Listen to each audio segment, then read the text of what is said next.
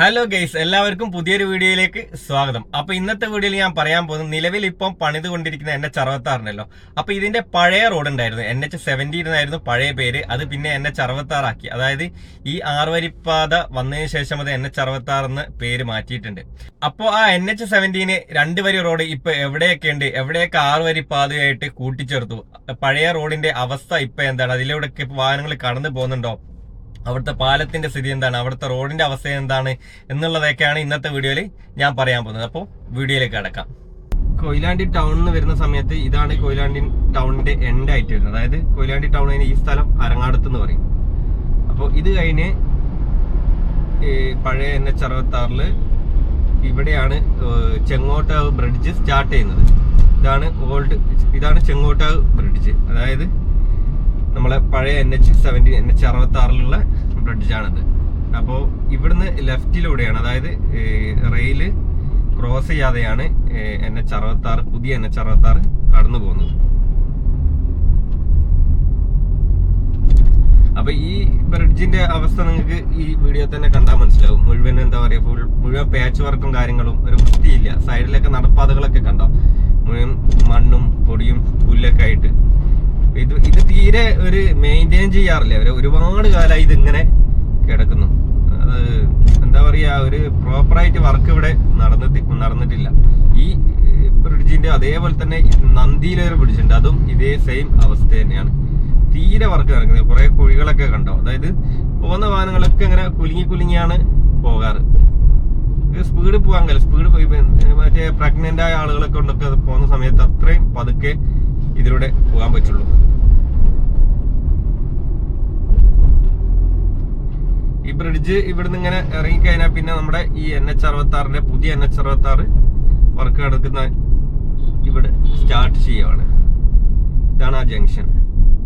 ഇവിടുന്ന് ലെഫ്റ്റ് പോയി കഴിഞ്ഞാൽ അതായത് പുതിയ കൊയിലാണ്ടി ബൈപ്പാസിലേക്കുള്ള സർവീസ് റോഡാണ്. നമ്മൾ പോകുന്നത് ഇപ്പൊ അണ്ടർപാസിന്റെ അടിയിൽ. അതായത് ഇതാണ് ചെങ്ങോട്ടാവ് അണ്ടർപാസ്. അതായത് ഇപ്പൊ നമ്മൾ NH-66 പുതിയ NH-66 അണ്ടർപാസിലൂടെയാണ് ഇപ്പൊ കടന്നു പോകുന്നത്. ഇനി ഇതില് കടന്ന് നേരെ വീണ്ടും പഴയ NH-66 തന്നെയാണ് പോകുന്നത്. അതായത് ഓൾഡ് NH-70 എന്ന് പറയും. ഇപ്പൊ NH-66 സർവീസ് റോഡിലൂടെയാണ് പോയിക്കൊണ്ടിരിക്കുന്നത്. ഇപ്പൊ റൈറ്റിലേക്കാണ് നമ്മൾ ഇതിന്റെ NH-66 പോകുന്നത്, പുതിയ റോഡ്. അപ്പൊ ഈ ലെഫ്റ്റിലേക്ക് പോകുന്നതാണ് പഴയ റോഡ്. അതായത് ഇതും ഇതേ അവസ്ഥ തന്നെ. എന്താ പറയാ, മുഴുവൻ കുണ്ടും കുഴിയും. ഒന്ന് പാച്ച് വർക്ക് പോലും ഇവിടെ ചെയ്തിട്ടില്ല കണ്ടോ. ഇവര് എനിക്കൊന്ന് മറ്റേ റോഡ് അവര് ഉണ്ടാക്കുന്നതുകൊണ്ട് ഇത് ഒന്നും ചെയ്യാതെ ഇങ്ങനെ ഇട്ടേക്കുവാണ്. കാരണം ഒരു ഫ്രീ ആകുന്ന സമയത്തൊക്കെ ഇവര് ചെയ്യണ്ട, ഒന്നും ചെയ്യുന്നില്ല. മുഴുവൻ ഇങ്ങനെ, അതായത് ഇതാണ് ചെങ്ങോട്ടാവ് ടൗൺ. ഇതാണ് കേട്ടോ. അപ്പൊ ടൗണ് ഒഴിവാക്കിയിട്ടാണ് ഇപ്പൊ പുതിയ ബൈപ്പാസ് കടന്നു പോകുന്നത്. ഇവിടുന്ന് ഒരു ഡൈവേഷൻ കാണിക്കുന്നതാണോ. അപ്പോൾ ഇവിടുന്ന് വീണ്ടും നമ്മൾ NH-66 സർവീസ് റോഡിലേക്ക് കയറും. ഈ റോഡ് വൺ വേ തന്നെയാണ് കേട്ടോ. ഇപ്പോൾ നമ്മൾ ഈ ടൗണിലൂടെ റോഡ് വന്നില്ല, പഴയ NH, അത് ടൗണിൽ കൂടി വൺ വേ ആയിട്ട് തന്നെയാണ് പോകുന്നത്. ചെങ്ങോട്ട് കഴിഞ്ഞാൽ പിന്നെ നമ്മൾ പഴയ NH-ലേക്ക് കടക്കുന്ന ഭാഗം എന്ന് പറഞ്ഞു കഴിഞ്ഞാൽ ഈ വെങ്ങളം ഭാഗത്താട്ടോ. അപ്പോൾ നമ്മളിപ്പോ നിലവില് പുതിയ NH-66 കൂടിയാണ്, അതിന്റെ സർവീസ് റോഡ് കൂടിയാണ് പോകുന്നത്. അപ്പൊ നേരെ ഇത് കണക്ട് ചെയ്യുന്നത് പഴയ NH-17 66 പഴയ 17 പിന്നെ 66 പേര് മാറിയതാണ്. അപ്പോൾ അവിടേക്കാണ് നമ്മൾ ഇപ്പൊ പോകുന്നത്. അപ്പൊ ഇത് നേരെ സർവീസ് റോഡ് പോയി ജംഗ്ഷൻ എത്തും. അതായത് ഈ ഫ്ലൈ ഓവറിന്റെ താഴേലേക്ക് എത്തും. അവിടെ നിന്നാണ് NH തുടങ്ങുന്നത്.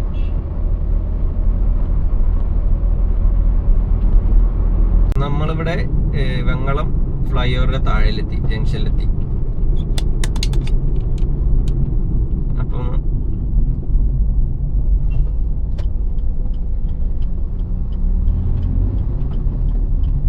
ഇവിടുന്ന് നേരെ പോവാണെങ്കിൽ ഈ ഹൈവേ തന്നെ പോവാം. റൈറ്റിലേക്ക് തിരിഞ്ഞ ടൗണിലേക്കുള്ള റോഡ്, അതായത് കോഴിക്കോട് ടൗണിൽ വഴിയാണ്.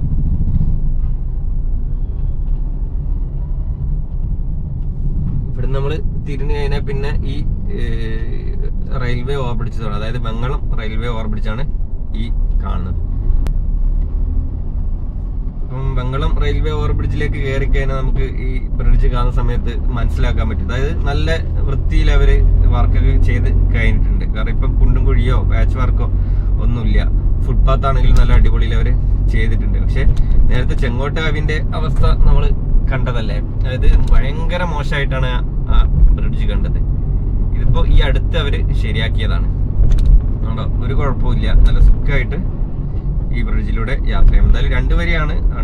എനിക്ക് ഇവിടെ പിന്നെ 2 വരിയുടെ ആവശ്യമുള്ളൂ തോന്നുന്നു. പിന്നെ റൂട്ട് ബസ്സൊക്കെ ഈ വഴിയാണ് കേട്ടോ പോവുക. കണ്ടോ, ഇപ്പൊ കൊയിലാണ്ടി കോഴിക്കോട് ബസ്സും അതേപോലെ തന്നെ Kannur bus, limited stop, KSRTC ഒക്കെ ഈ വഴിയാണ്. അത് ബൈപ്പാസ് വഴി ബസ്സുകളൊന്നും ഇല്ലാന്ന് തോന്നുന്നു. നിലവിൽ ഈ വഴി തന്നെയാണ് റൂട്ട് ബസ്സുകൾ പോകുന്നത്. ഈ സ്ഥലം എന്ന് പറഞ്ഞു കഴിഞ്ഞാല് കാട്ടിൽപീടുക എന്ന് പറയും.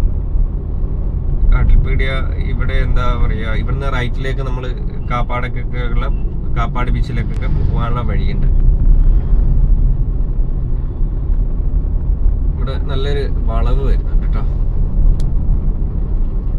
ഇവിടെ അമ്പലവും പള്ളിയൊക്കെ അടുത്തായിട്ട് ഇവിടെ നമുക്ക് കാണാൻ പറ്റും ലെഫ്റ്റ് സൈഡില്.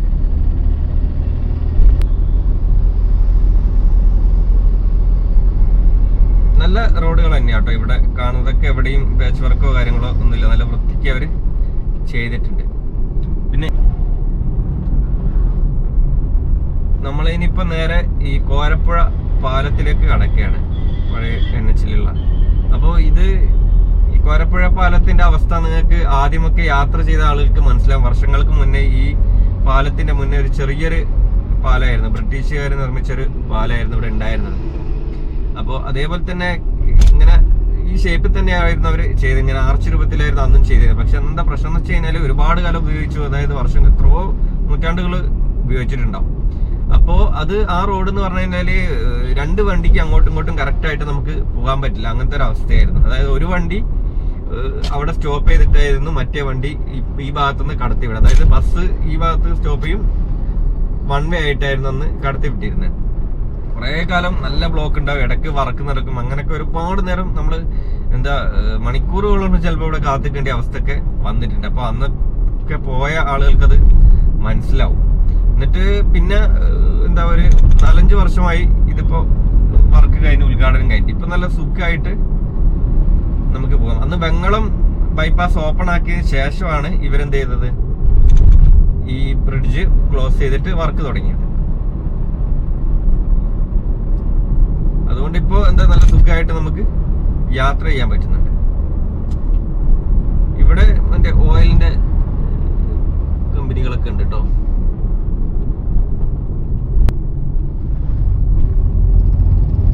പിന്നെ ഈ സ്ഥലം എന്ന് പറഞ്ഞു കഴിഞ്ഞാൽ എലത്തൂരാണ്, എലത്തൂർ ടൗണ്.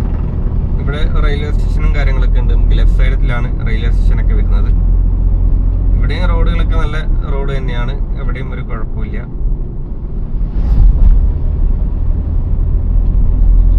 പിന്നെ ഭാവിയിൽ ഇനി ഇത് വീതി കൂട്ടുക, 4 വരി ആക്കും എന്നുള്ളതൊക്കെ ചിലപ്പം ആക്കുമായിരിക്കും.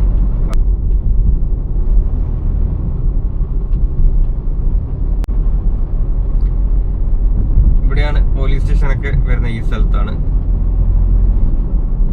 ഇതൊക്കെ കുഴപ്പമില്ലാത്ത എന്താ പറയാ നല്ല റോഡുകൾ, അത്യാവശ്യം വീതിയുണ്ട് കേട്ടോ. ഇവിടെയൊക്കെ നല്ല സുഖമായിട്ട് വാഹനങ്ങൾ പോകാനുള്ള വീതിയുണ്ട്.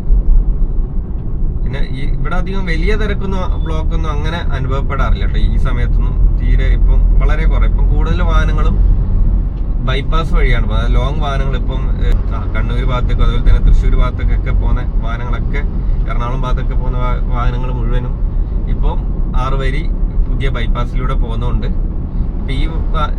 ഈ റോഡിൽ ഇപ്പോൾ എന്താ പറയുക, ഈ ടൗണിലേക്കും അതേപോലെ തന്നെ ബീച്ചിലേക്കൊക്കെ പോകുന്ന വാഹനങ്ങൾ മാത്രമേ ഈ ഭാഗത്തുകൂടി പോകുന്നുള്ളൂ.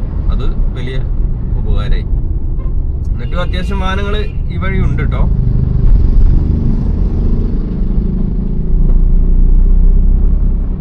ഇവിടുന്ന് ബോർഡിൽ കാണാൻ പറ്റും കോഴിക്കോട് 10 കിലോമീറ്റർ ആണ് എലത്തൂരിൽ നിന്ന്.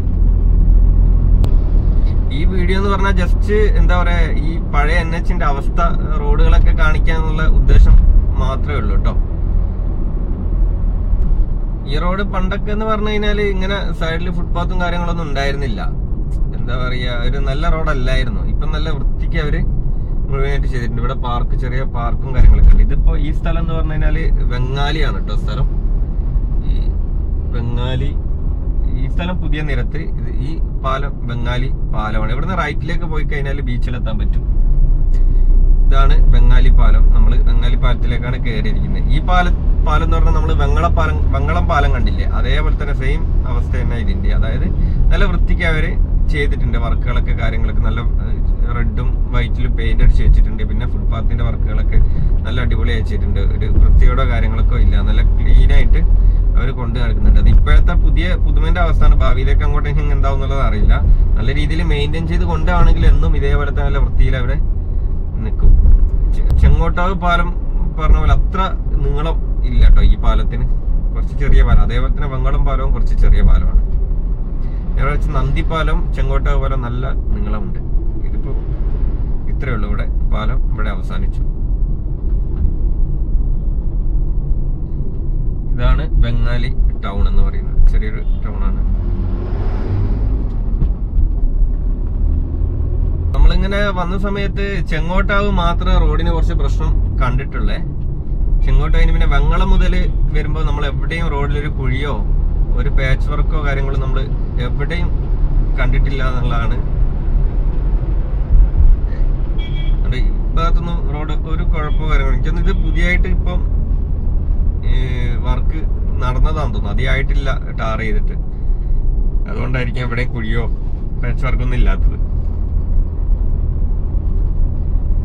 പിന്നെ ഇവിടുന്ന് നമ്മൾ ഏകദേശം ഈ ടൗൺ എന്ന് പറഞ്ഞു കഴിഞ്ഞാൽ ഇവിടെ അടുത്ത് പാവങ്ങാട് ഭാഗത്ത് കേട്ടോ. പാവങ്ങാട് എന്ന് പറഞ്ഞു കഴിഞ്ഞാൽ അത്തോളി, കുറ്റ്യാടി, പേരാമ്പ്ര ഭാഗത്തേക്ക് ഈ തിരിയുന്ന സ്ഥലം. റൂട്ട് ബസ്സുകളൊക്കെ ഇതിലൂടെയാണ് പോവുക. പിന്നെ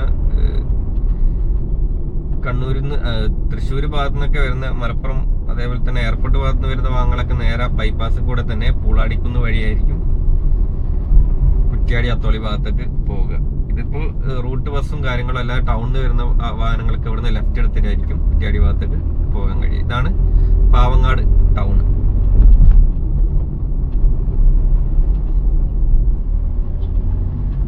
ഇവിടെ റൈറ്റ് സൈഡില് ബസ് ബേ ഒക്കെ ഉണ്ട് കേട്ടോ.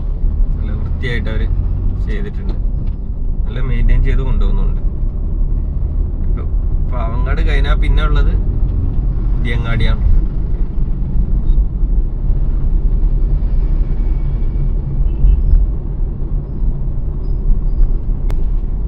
പിന്നെ ഈ പാവങ്ങാട് ഭാഗം കഴിഞ്ഞാൽ പിന്നെ നമുക്ക് എന്താ പറയാ, അത്ര സ്പീഡിലൊന്നും വണ്ടി കൊണ്ട് പോകാൻ പറ്റില്ല. കാരണം എപ്പോഴും ഒരുപാട് വാഹനങ്ങളുണ്ടാവും. അപ്പം മെല്ലെ മെല്ലെ ആയിരിക്കും. പിന്നെ റൂട്ട് ബസ്സുകൾ ഉണ്ടാവും. അവര് മുന്നിൽ വന്ന് നിർത്തും. അതായത് വേക്കുന്ന പറക്കുന്ന ഒന്ന് ഹോൺ അടിച്ചിട്ട് മുന്നിൽ വന്ന് നിർത്തുക. അങ്ങനത്തെ പ്രശ്നങ്ങളൊക്കെ ഉണ്ട്. ഇപ്പം വലിയ ബ്ലോക്കൊന്നും കാണുന്നില്ലെങ്കിലും ചില സമയത്തൊക്കെ നല്ല ബ്ലോക്കും കാര്യങ്ങളൊക്കെ ഉണ്ടാവാറുണ്ട് ഈ വഴിക്ക്. അതായത് നമുക്ക് പെട്ടെന്ന് എത്താൻ പറ്റില്ല ടൗണിലേക്ക്. അതായത് നമ്മളിപ്പോ കൊയിലാണ്ടിന്ന് വരുന്ന സമയത്ത് വെങ്ങളം വരെ പെട്ടെന്ന് എത്താൻ പറ്റും. ബംഗാൾ വരെ അല്ല, ബംഗാളി വരെ പെട്ടെന്ന് എത്താൻ പറ്റും. അത് കഴിഞ്ഞാൽ പിന്നെ കുറച്ചൊന്ന് സ്ലോ ആവും. ഇത് ഇപ്പോൾ പുതിയങ്ങാടി ടൗണാണ്. പുതിയങ്ങാടി ടൗണിൽ നിന്ന് പിന്നെ ലെഫ്റ്റിലേക്ക് കുണ്ടുപറമ്പ് ഭാഗത്തേക്ക് പോകുന്ന റോഡുകളാണ് ഉള്ളത്. ആ ബൊലേറോ തിരിഞ്ഞ ഭാഗമില്ലേ, ഇതാ ഈ ലെഫ്റ്റ് വഴിയാണ് കുണ്ടുപറമ്പ് ബൈപ്പാസിലേക്കൊക്കെ പോകുന്ന വഴി. ഇവിടെ ഞാൻ പറഞ്ഞ പോലെ ഇങ്ങനെ വണ്ടി നിർത്തി ഇങ്ങനെ പോകേണ്ടി വരും. ബ്ലോക്കും ഉണ്ടാവില്ല, പക്ഷെ ബ്ലോക്ക് ആണെന്ന് പറയുന്ന രീതിയിലുള്ള ഇതായിരിക്കും. കാരണം ഇങ്ങനെ നിർത്തി നമുക്ക് പോകേണ്ടി വരും.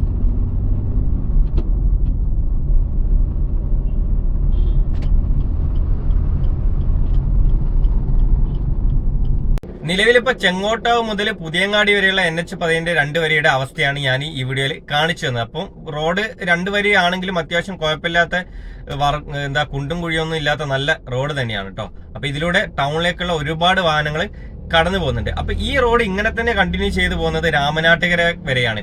രാമനാട്ടുകര എത്തിയാലാണ് പിന്നെ അത് 6 വരിയായിട്ട് മാറുന്നത്. പിന്നെ അങ്ങോട്ട് നേരെ മലപ്പുറം ജില്ല, തൃശ്ശൂർ ഭാഗത്തേക്കൊക്കെ ഇങ്ങനെ തന്നെ 6 വരിയായിട്ടാണ് പോവുക. അതിന്റെ ഇടയ്ക്കൊക്കെ ചില സ്ഥലത്തൊക്കെ എന്താ പറയാ പഴയ NH പോകുന്നുണ്ടോ. പല ടൗണിലും പഴയ NH തന്നെ ആയിരിക്കും ഉണ്ടാവുക. അപ്പൊ രാമനാട്ടുകരന്റെയും കോഴിക്കോടിന്റെ ഇടയ്ക്ക് പിന്നെ അതിന്റെ ഇടയ്ക്ക് ചെറുവണ്ണൂർ പുതിയ പാലമൊക്കെ ഉണ്ടാക്കുന്നുണ്ട്. അപ്പോൾ ഈ റോഡിലും ഒരുപാട് വികസനങ്ങളൊക്കെ വരുന്നുണ്ട്. അപ്പോൾ ഇനി ഭാവിയിൽ ഇത് 4 വരിയോ ആകുമെന്നുള്ളത് അറിയില്ല. എന്തായാലും മിക്കവാറും അത് എന്തായാലും വീതി കൂട്ടാനുള്ള സാധ്യതയൊക്കെ ഉണ്ടെന്ന് തോന്നുന്നു. അപ്പൊ നിലവിലിപ്പം വയനാട് റോഡ് വീതി കൂട്ടുന്നുണ്ടല്ലോ, 4 വരി ആക്കുന്നുണ്ടല്ലോ, അതുപോലെ ഇതും ഉണ്ടാവുമെന്ന് നമുക്ക് പ്രതീക്ഷിക്കാം.